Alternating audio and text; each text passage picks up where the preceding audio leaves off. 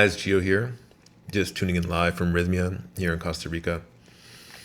I'm actually going to record my Giocast here. I figured I'd just go live at the same time just to share on Instagram. So it's been quite the interesting week. The closeout of rainy season here in Costa Rica, so it's been a bit crazy. And I invited a friend of mine, Jenya, a good brother of mine, to come to Costa Rica to experience Rhythmia with me. And like the day of the flight, his flight, he calls me. He's like, "Hey, my flight got changed, got canceled." He's like, "I'm gonna come on Monday," and I know like coming to Rhythmia, you got to be here for the full experience. So we pulled a miracle. We ended up getting him to go through El Salvador. I sent a taxi driver to pick him up at about midnight. He got here at 5 a.m. Monday morning, and the week started Sunday night. We had the group in, so we did this group breathworks. Probably about 85 people here this week, so it's a really big group. And I'm getting ready, and I can't find my guitar pick for my guitar. And we go in, we do the session, an amazing, powerful breathwork session. I go to like halfway through, the headset stops working, so I can't hear me. I go to try to fix the headset. I step on the cord that unplugs the whole sound system, and it was just really funny just to just really surrender and roll with it. I get the guitar, and for some reason, it just sounded just really weird. I didn't have a pick. It was quite funny. We got through it. We had a great share. And I'm walking back to my room. And I'm like, man, I should have asked if anyone has a pick. And literally my next door neighbor comes up to me. And he's like, "Hey, man, do you need an extra pick?" I'm like, "You don't say." He's like, "Yeah, I just got a whole bag of extra picks here if you need a couple." So he gives me a whole bunch of extra picks. And that kind of started the synchronicity of the week. So Jenya gets to the next day. We do the ice bath experience, with about 85 people. It was an amazing experience. And we get ready for ceremony. So ceremony starts at usually around 5:30 as the sun's setting. And, it's been probably since I think April was the last time I drank and sat with medicine. It's been a really busy summer, hectic, a lot of moving pieces. And so, I was thinking about coming in to the ceremony right before as I wrote a few intentions down, just in my notepad here about what I want to focus on in the ceremony. And one of them was, just about personal freedom was one of the things I wrote down. Trust and surrender, as always. And I was thinking, should I start with 2 cups? I like to start with 2 cups off the bat, just because I'm going to drink at least 2 cups anyways. And it's way easier to swallow at the beginning than it is to swallow medicine the more you go into it. You get nauseous and you're throwing up and all that kind of fun stuff, the ayahuasca. So I just say, it's Monday, I'm going to go easy. So I get up to the front, and Oscar is serving. It's the first time he's serving, so he doesn't really, he's never served me before. And right when I get there, he's like, I pass him my cup. He's like, "Gio, 1 cup or 2? Oh, 1 cup and I felt in that moment, it was like the ayahuasca was speaking to me. It was kind of like taunting me. "Hey, Clarissa, it's like, you sure you just want to do 1, or, let's go for it." And I took that as a sign. I said, "Okay, fine, let's do 2. So I take the 2, go sit down, nothing happens. 2 hours of silence go by, nothing happens. Okay. They call for the 2nd cup. Get up, take the 2nd cup, go back, lay down. Waiting, nothing's happening. And then I'm like getting in my head, I'm like, okay, what's going on? Is this medicine week? Is it, Oscar, like the shaman? I'm trying to, my mind is trying to process what's going on right now. Well, how come I'm not feeling anything? Because it's been a few hours. I'm like, okay, let me go for a walk and see what's going on. So I go for a walk to the bathroom, and people are obviously messed up. People are making noises, throwing up. It's kind of getting a bit crazy in there. An 85-person ceremony. So okay, it's a localized issue. It's not the medicine's working. It's just not working for me right now. And so I lay down and start getting in my head maybe I didn't prep properly for the ceremony. The crazy day, I did my workshop. I was trying to get Jenya all sorted out, and just really starting to get in my head around intention. And then it's like the medicine just stopped me, and it's kind of silly to write these things down. Although I do it, it's a good practice, but it's this habit of with your mind thinking hey, I need to write things down in order for them to happen. And it was just trying to show me how your intention should be planted in your heart all the time, the way you live with intention. And all these little things you write down is not so important if you can live from a place of pure intention. And so I started thinking about that, and I started thinking about just the trust and surrender. And it started talking to me about freedom. And It was also saying that freedom is not something you can construct in your mind. Freedom is not, there's a concept of freedom that sounds interesting and that is exciting about like, hey, I should be able to travel wherever I want. I should be able to do what I want. No one should tell me what I should do. I should have medical freedom, the right to like have a gun or whatever. Like, these concepts of what I want. And what happens next is it shows me how if you can change your definition of freedom and be clear on what that is, that it's not conditional on the external world, you can be free whenever you want in a way that no one can take it. So how do you want to feel? How do you want to present yourself? How do you want to show up even when people are trying to take things away from you? And it's that kind of free will to decide and to react to however you want to. And it was trying to show me that from a way that doesn't come from the mind. And so as soon as I kind of like unlocked that understanding, the medicine just opened up immediately. And I'm like, hey, this is really weird. Like 3 hours later, I'm thinking like chemical reaction. You take something, 30 minutes, 45 minutes, you should have a response, get into, maybe some psychedelic visions. But this was like, it was waiting for me until I was able to have the understanding. And then the drunkenness came. And then the rest of the night was just like a celestial party. Amazing.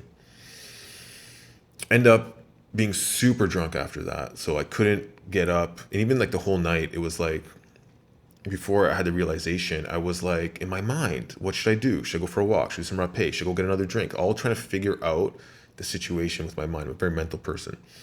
And every time I tried to get up, it just like would just like push me back down. Like, you're not moving. I didn't feel drunk, but I couldn't get up. It was a sign of like being patient. And this has been a theme in my life, is to be patient, because I'm always like, go, go, go, get things done. And, ended up not sleeping at all, because I just felt really drunk the rest of the night, kind of in my head a bit, like active. But it was like kind of just trying to teach me how to relax and get out of my mind. So that was day one. And last night, it was day two, it was Tuesday night, and Chris is serving. And, I get there and he asked me how my night was. I'm like, it's great. I had a great night. And he's like, yeah, this medicine's really strong. I go, yeah, stronger than yesterday? It's like, yeah, it's really strong. I'm like, okay. I go sit down, just really feeling to my intention, which was trust and surrender again, just like ultimate trust. And asking for a deep healing and asking Mother Ayahuasca just to take me into her arms, whatever that means. Building this like kind of relationship with Ayahuasca where we have conversations now. Where before it was just like psychedelic explosions. So I'm pretty confident I'm going to start off with 2 cups tonight. So I get to the front, and Kato is serving, and she's like, I'm like, so yeah, I'm thinking 2 tonight. She's like, oh, this is strong medicine. Are you sure? And I'm like, okay, you know what? I'll leave it up to you. I'll leave it in your hands. She's like, okay. So she gives me the big cup. I drink the big cup. It feels like 3 gulps or something. I don't even know. It was a lot, but it always goes down easiest at the beginning. Again, I go lie down. 2 hours of silence, waiting. Nothing is happening. I'm like, okay, come on, not this again. Finally get up. They call for the second cup. I get up. I get to the front. I start to feel a wave of nausea. I'm like, oh, this is not good.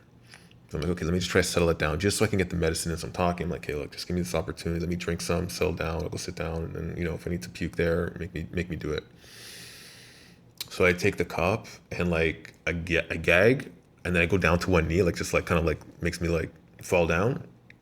Holding it. I just couldn't hold it any longer. I just like purged, like this like violent, deep, like cathartic purge. But I was like, oh man, I'm purging. I didn't even feel drunk yet. Drunk off the medicine. I finish that. I get right back up. I'm like, okay, Chris, give me one more. It's like, okay, let's do a half this time. Because I didn't really count that one because I felt like it didn't stay in long enough. So I take that half and then I go lie down. And immediately I go into this dream where I'm like envisioning the cup that I just drank. And it's kind of like going backwards in time, showing me like the trip it took to get all the way to here, back to like someone brewing it and putting their prayer intention into it, back to like being cut and chopped from the vine, all the way back to like being a vine living in the Amazon. And I was just there in the rainforest and I could see the ants crawling on it and the water dripping on it and like nature all around me. I was like, oh, this is amazing. So this is what it's like to be a vine. And she starts speaking to me. She's like, that's what the experience of a human looking at a vine is, but that's not how we experience it, because a vine doesn't have eyes. We don't see what you see. And it's like, do you really want to see? And I'm like, yeah, I do. So all of a sudden I become the energy of the plant. It was like this green glowing energy, and I could feel the forest around me. I could feel the ants crawling on me, but not like texture, like the energy of them. And I was like, oh wow, this is the most interesting experience as I'm like diving into the spirit of ayahuasca. And and the thought comes is like, I wonder what it's like to be harvested, of course. And so she's like, when we get harvested, it's kind of like we it's our intention. Like we know this is gonna happen. We give ourselves up. Oh, sorry, just missed a call. I'm gonna put this on. Do not disturb. And the alarm went off at the same time. Um, and so the ayahuasca is like, I want to experience what it's like to be harvested.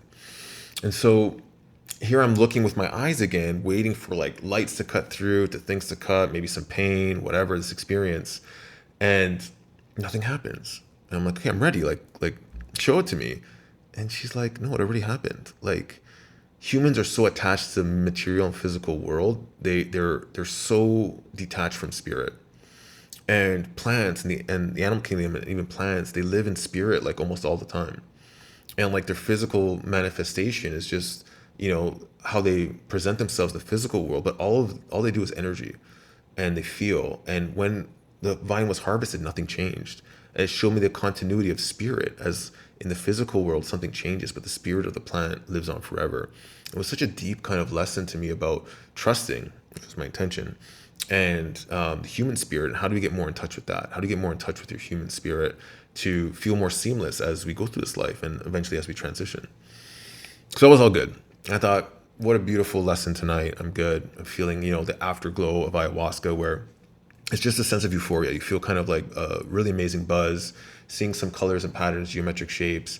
Your body feels light, and the live band starts playing, and the musicians at Rhythmia are just like out of this world, especially on the medicine. So go sit down, and Cuckoo's playing, and really just like I become one with the medicine. Really just like closing my eyes, I could feel the beat of the music, and they got these like flutes and guitars and singing, and really just lose myself in it. And I'm like, okay, I'm sitting near Chris, the shaman. I'm like, Chris, whenever if you have time and you feel up to it, I'd love to do a healing. And they do this healing where they have like these feathers and these plants, and they put like lotions on you, and they pray and they chant. And so he's like, yeah, just I'm gonna about to serve the third cup. Just wait right here. As soon as I serve that, because it's getting late, I'll do it. He's like, you want another cup? I'm like, no, I'm in a really good space right now. I don't need another cup. So I'm sitting there, and he goes to serve the cup, and each person that goes and takes a cup, as I'm watching, I feel like I am drinking that cup at the same time. So each cup, the intensity grows a little bit. Next cup grows a little bit more. By the third cup, I'm like, oh, I'm gonna freak out. Like I'm gonna lose my mind, because I know the feeling of when it's coming up to that kind of like crazy experience. And immediately I get up, because I don't want to freak out like in the middle of everyone, and like create a disaster in the lineup. I run to my mat, I dive into it, and immediately I'm like crippled by the ayahuasca. And it's funny, because earlier I was questioning. I was like, oh, this is not that strong. Like if this is strong medicine, like I don't know, maybe like I've got like built up tolerance to it or something. But no, it grabbed me by like my collar and put me down, and was just like made me beg for my life. Like just like my head was gonna explode. I started sweating. I felt like I was gonna puke, but like super intense. Couldn't see. My eyes were open. All I saw was colors. And I was just like begging with it, please have mercy on me. Like, and there's a thing about surrender, which I learned a good lesson last night. It was like I thought I was surrendering, but it was me really giving up. And there was a difference. Because in the past, when I would have these intense experiences, the ayahuasca would just take me. I didn't have a choice. It would just like blow me to smithereens, be very hard and challenging. But when I came back on the other side, it was so amazingly beautiful. And I hadn't had one of those experiences in a little while. And I knew that, when it happens, it's like, it's not comfortable. It's scary. And so what it said was, after it allowed me to just settle down, and it said, okay, you don't want to do this, no problem. Here you go. And it just had such mercy on me. I was grateful in the moment, just sweating, just like breathing.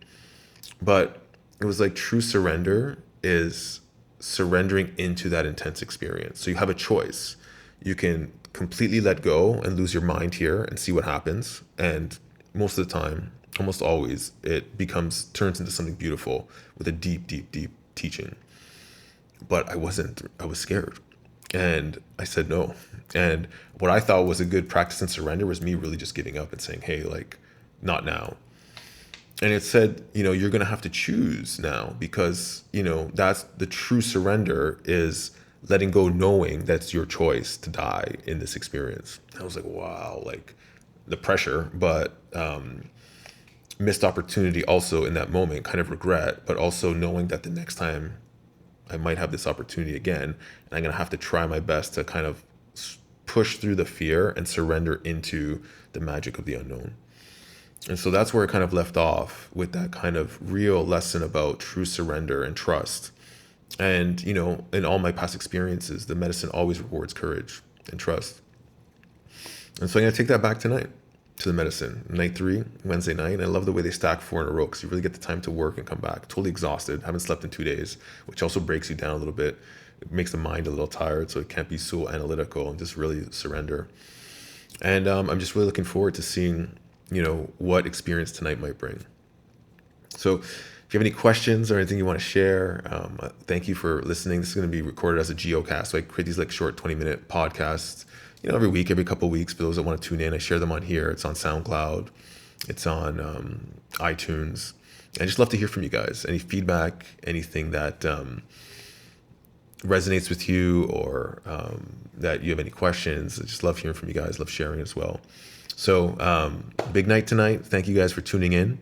And hopefully we'll sit in ceremony someday together here with me. I'd love to share that experience with you, because I think the medicine experience is something that's so life-changing. See, 85 people come here from all different walks of life, all different kind of things that they're working on. And day by day, you see people like light up, change, like realization, a couple here from India, first time. There's people from like Australia and just different parts of the world, and just coming and sharing like their path to get here, and how it's opening them up slowly. And there's a lot of fear and courage required as well. So that's it for today. I'm excited for the rest of the week, and stay tuned for more. Have a great day, guys. Peace.